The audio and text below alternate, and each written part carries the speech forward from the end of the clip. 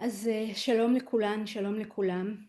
קשה להיפגש כאן מדי יום, כל יום, אך היום קשה במיוחד לנוכח החדשות הקשות על הפלישה הקרקעית לעזה, הדיווחים על עשרות הרוגים והחרדה מפני עתיד חמור אף יותר. ביום כזה האורחת שלנו, יעל נוי, מנכ"לית עמותת בדרך להחלמה, תשמיע קול שמזכיר עידן אחר, עולם אחר כמעט. בדרך להחלמה היא עמותת מתנדבים ישראלית המסיעה חולים פלסטינים מהגדה ובעבר גם מעזה לטיפולים מצילי חיים בבתי חולים בישראל. לנוכח המצור ההרסני על עזה, ההשמדה של תושביה והקטישה המתמשכת של חיי היומיום שם, כמעט נשכחה העובדה שלפני השביעי באוקטובר פלסטינים מעזה היו מגיעים לישראל לטיפול רפואי. ואנחנו שמענו על כך מדוקטור מיכל פלדון וגם בשיחה עם אסנת מגישה. פעמים רבות עמותת בדרך להחלמה אפשרה את ההגעה לטיפול, אבל יותר מכך היא גם יצרה מפגשים ישירים בין עזתים לישראלים, מפגשים שכיום רבים בציבור היהודי-ישראלי כבר מתקשים אפילו לדמיין. יעל תשתף אותנו בעבודת העמותה בעבר ובהווה, בקשיים ובאתגרים, ותציע גם מחשבות על מה שאפשר וחשוב לעשות בעת הזו.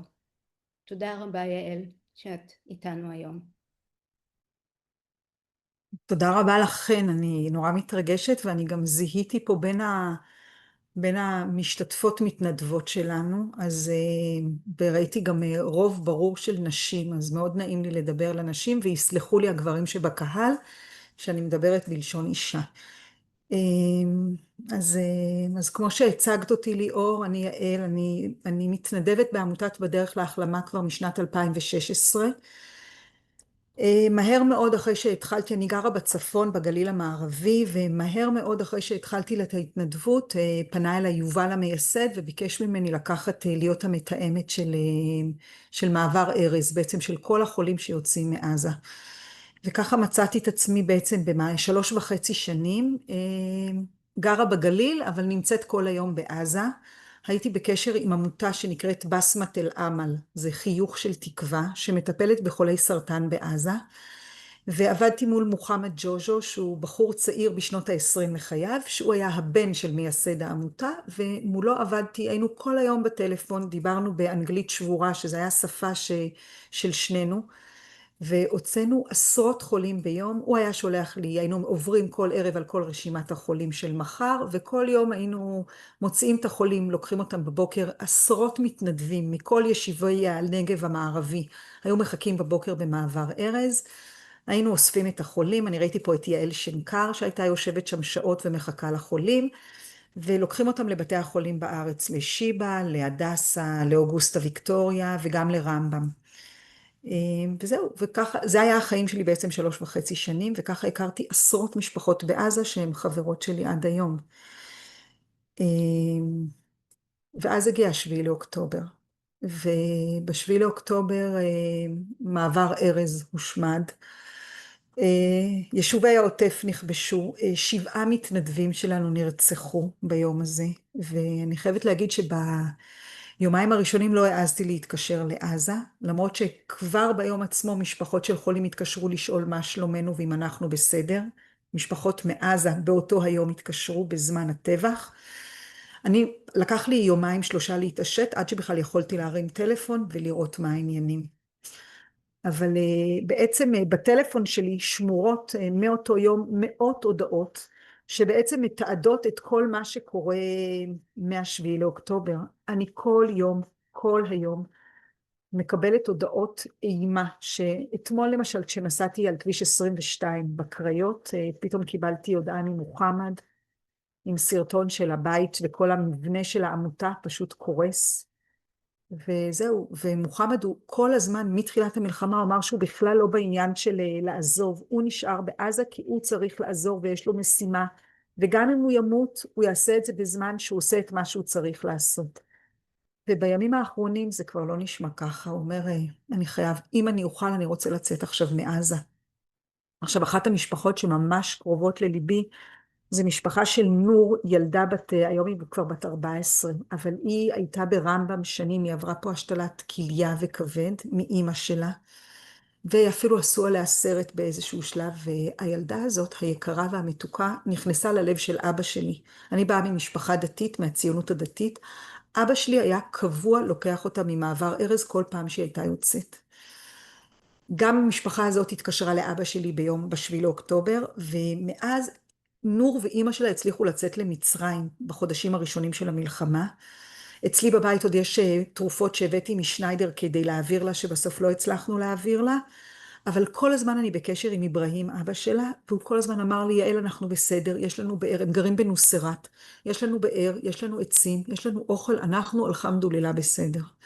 לפני שבוע קיבלתי הודעה שהם אינם יכולים עוד, שזה בית קברות מהלך, שהם פשוט מחכים למוות, כי כבר אי אפשר לחיות פה. וזהו, וכל יום, כל היום אנחנו מקבלים הודעות כאלה. אני בטלפון שלי באמת שמורות מאות הודעות, שאולי יום אחד אני אעשה איתה משהו, אבל כרגע זאת המציאות שלנו. אנחנו ממש ניסינו לעזור למשפחות החולים שאנחנו מכירים. הצלחנו בתחילת המלחמה להוציא חלק מהילדים לדובאי, לאמירויות, לאיטליה, אבל בחצי שנה האחרונה אנחנו כבר לא מצליחים לעזור לאף אחד, חוץ מלהיות עדים למצוקה שלהם. זה מה שאנחנו עושים כרגע. עכשיו, יחד עם כל הכאב לב והזוועות של עזה, ב8 לאוקטובר המשכנו להסיע חולים מהגדה. כאילו לא עצרנו ליום, אנחנו כל יום מוציאים עשרות חולים מכל המעברים שפתוחים. כל מעברי הפועלים סגורים מאז 7 לאוקטובר, אבל מעברי מתנחלים עדיין פתוחים, וכל יום יוצאים חולים, המון חולים מאזור חברון, בעיקר לשיבא ולרמב"ם. וכל מי שרוצה, מרגיש שהוא חסר אונים היום, ולא יודע מה לעשות בזמן הנורא הזה, אני יכולה להציע פשוט לבוא להצטרף למערך המתנדבים שלנו. זה מאוד קל, מאוד פשוט, אין שום התחייבות, כל אחד מסיע רק מתי שהוא רוצה והוא יכול. ובשעה, שעה וחצי של נסיעה באוטו הממוזג והנעים, אתם מרגישים שעושים משהו. אז אני מזמינה באמת את כולכם פשוט להיכנס בדרך להחלמה, ויש שם אפשרות באתר שלנו להצטרף כמתנדבים, וזה קל, פשוט ומאוד מאוד ממלא, וכאילו מוציא קצת מתחושת חוסר האונים. ועוד דבר שאני יכולה לספר, שזה בשבוע שעבר אנחנו ציינו 15 שנים לעמותה, עשינו אירוע גדול ומאוד מרגש באולם בגן שמואל. הגיעו הרבה יותר אנשים ממה שציפינו, וגם שם פשוט הבאנו את הקולות של החברים שלנו בעזה, גם של מוחמד וגם של אמל, שילדה שהסענו שנים, ילדה עיוורת שהתעברה מגידול בראש, והיא נמצאת היום על חורבות ביתה, ופשוט הבאנו את הקול שלהם, גם של השותפים שלנו בגדה, וגם של המתנדבים שלנו, ופשוט היינו רגע ביחד באיזה מציאות, אני קשה לי להגיד כי לא הייתי שם בגופי מרוב התרגשות, אבל כאילו קצת איבדתי את זה, אבל היה משהו מאוד מחבק וקצת נותן תקווה בערב הזה. זהו, יש לי 8 דקות שאני חושבת שהן עברו. נכון, יעל, את השתמשת בהם, ותודה רבה לך, באמת זה תיאור מרגש כל כך, והעבודה כל כך משמעותית. אנחנו נקבל שאלות בצ'אט, ואני רואה שכבר יש לנו שאלה ראשונה כן, מהילד. שאלה של הילד. אז אני אשמח להגיד שכל אני החולים... רק אקריא את השאלה שכולם יראו, היא נוגעת להיבטים הכלכליים של הטיפולים, מי מממן את זה ואיך. אוקיי, אז כדי שחולה בגדה או בעבר מעזה יוכל להגיע לישראל, הוא צריך לעמוד בכמה תנאים, ואחד זה באמת שאין טיפול בגדה, ולכן הרשות הפלסטינית מוכנה לממן את הטיפול ולשלוח אותו לטיפול בישראל. אז התשובה היא שהרשות הפלסטינית מממנת את כל החולים שמגיעים לארץ, וגם בתעריף הכי גבוה. הם מגיעים לבתי החולים תחת המטריה של תיירות מרפא, כמו אוליגרכים רוסים שמגיעים לארץ, ובאמת מגיעים לטיפולים מצילי חיים. הרבה ילדים אונקולוגיים, הרבה נפרולוגיים, השתלות כליה, כאילו המחלות היותר מסובכות שאין להם מענה ברשות. ורק אני אגיד שבדיוק היום, אתמול אחר הצהריים, נקלענו שוב למשבר בין הרשות למדינת ישראל. הרשות לא מוכנה להעביר את הכספים, והבוקר כמעט ולא יצאו חולים לשיבא. אתמול אחר הצהריים ביטלנו מעל 20 חולים שלא יכלו לצאת, כי הרשות לא מוכנה לתת להם כיסוי רפואי, תשלום לטיפול. יש כאן שאלה מדוד, בנוגע לטיפולים של אנשים מהגדה בירדן, ואני רוצה גם לשאול אם יש עמותה, אם הייתה עמותה מקבילה במצרים נניח, שהוציאה אנשים מעזה לטיפולים במצרים, אז אם... אני לא יודעת, התשובה היא שאיני יודעת.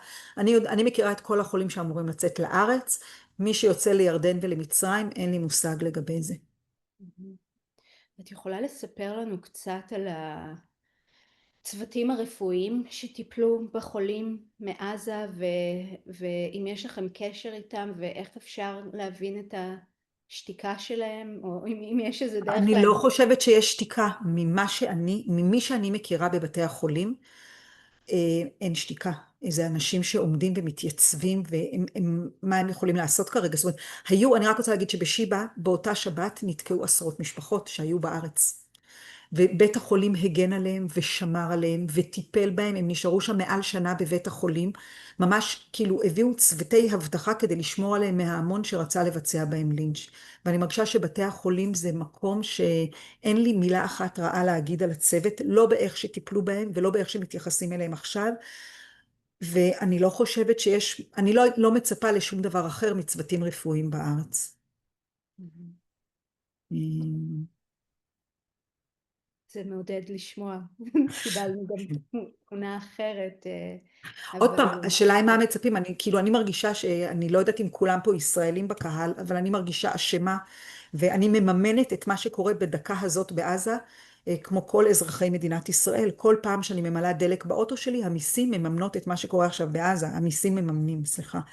אז אני לא יכולה לבוא בטענה לאף אחד, לא לחייל שאני יכולה לבקש ממנו לסרב, אני בגיל 18 לא סירבתי, ולכן אני לא יכולה היום לדרוש, זאת אומרת, אני יכולה להגיד מה שאני רוצה, אבל זה לא נראה לי פייר לשים את זה לא על החיילים, כי אני אחראית לטבח בדיוק כמו אותו חייל שמבצר אותו. אז אני עושה כמיטב יכולתי, אבל כל עוד אני אזרחית פה ומשלמת מיסים, אני לא יכולה להסיר מעצמי אחריות. בהחלט, את צודקת, זה גם נקודה שדיברנו אז זה לא עליה. נראה לי שבכלל יפה לדבר לא על הרופאים, לא על אף אחד אחר, כל אחד שיהיה אחראי איפה שהוא אחראי, ושיעשה כמיטב יכולתו. כן, את בהחלט, אז, אבל כן. אמ, אנחנו רוצים, נכון, בפגישות שלנו דיברנו על שתיקה של ההסתדרות הרפואית באמת, אז עוד ולא... פעם, זה לא האנשים שאיתם אני בקשר, כן, למזלי. כן. האם את יכולה לספר לנו בעצם, אני מניחה שהחולים שמגיעים לטיפולים בישראל הם זקוקים גם לתשתית רפואית מאוד ענפה בעזה או בגדה, כלומר זה לא שהכל מסתדר בישראל ואז הם חוזרים וחיים כרגיל. הרבה מהחולים הם מגיעים על בסיס יומי. החולים מעזה היו נשארים יותר בבתי חולים, כי היה נורא קשה לצאת ולחזור. ולכן החולים שיצאו מעזה בדרך כלל נשארו באשפוז עד שהטיפול נגמר, והם היו מגיעים הרבה פחות נסיעות הלוך חזור. אבל החולים מהגדה, הרבה מהם נוסעים נגיד להקרנות, אז הם באים וחוזרים.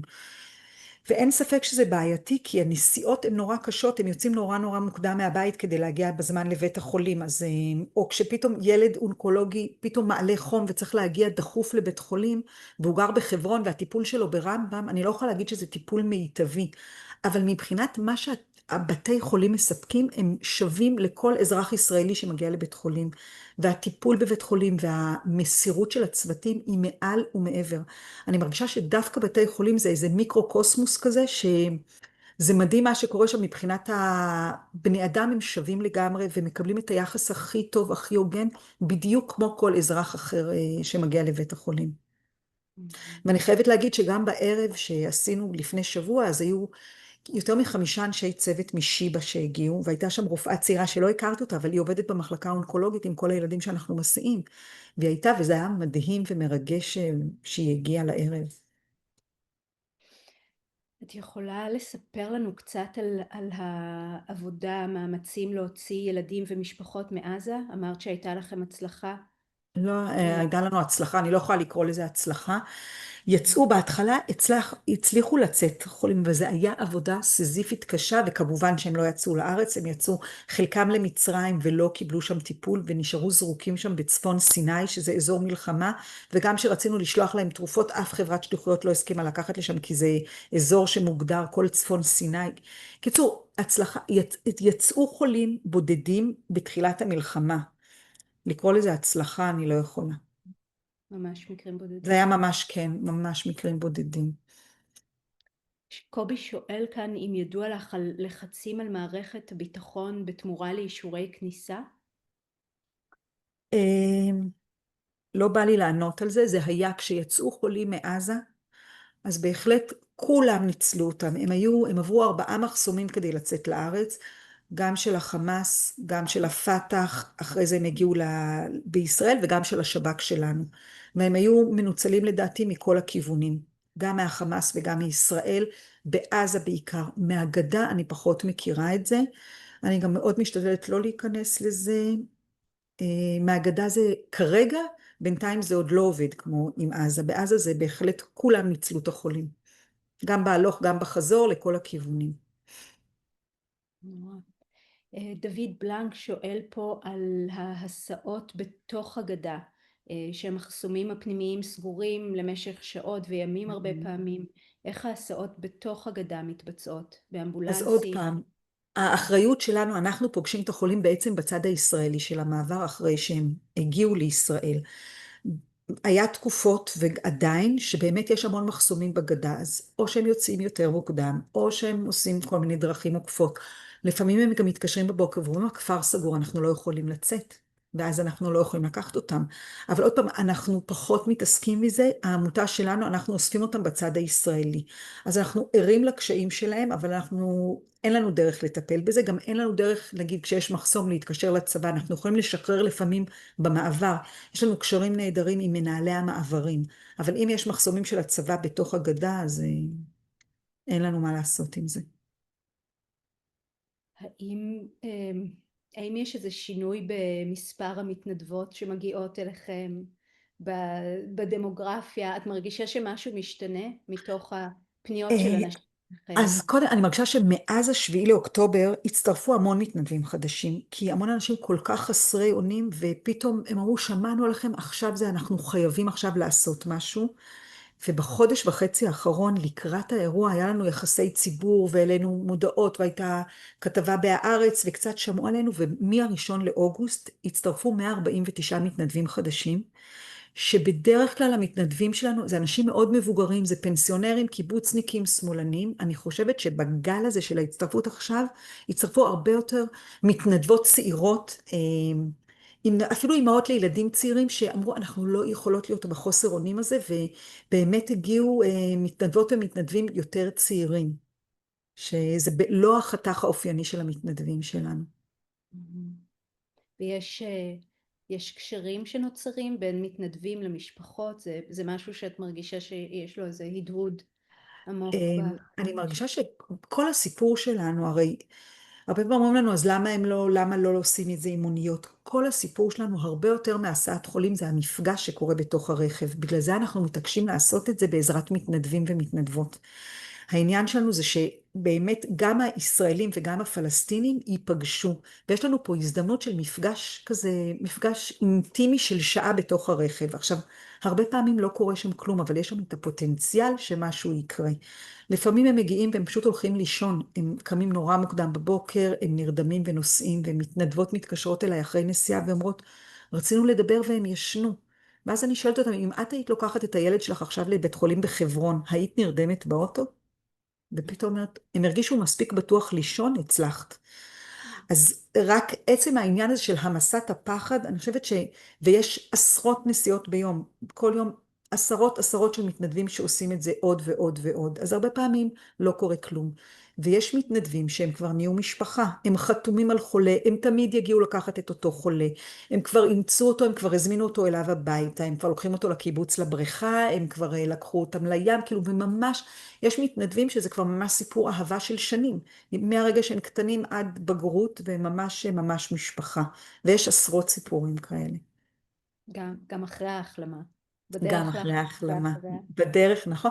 ואני חושבת שהשם הזה בדרך להחלמה, זה לא רק החלמה של החולים, זה החלמה של כל החברה שלנו, החברה הפצועה ושותתת הדם הזאת, ופה אנחנו עושים איזה מעשה קטן של חמלה, שאני מרגישה שאני מצילה את עצמי כל בוקר, כי אם לא היה לי את האופציה הזאת, אני לא הייתי יכולה להמשיך לחיות פה.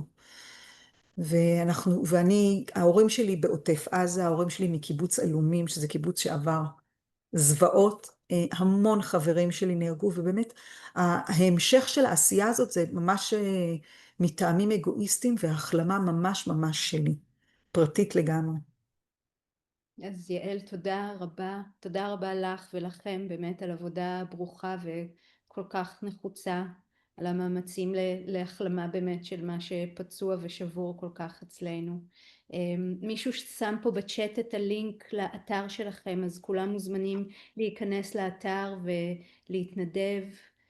אנחנו נתראה פה מחר עם עורך דין רעות שער מהאגודה לזכויות האזרח. ונשמח לראותכם. תודה, להתראות. תודה לכן. ביי יעל.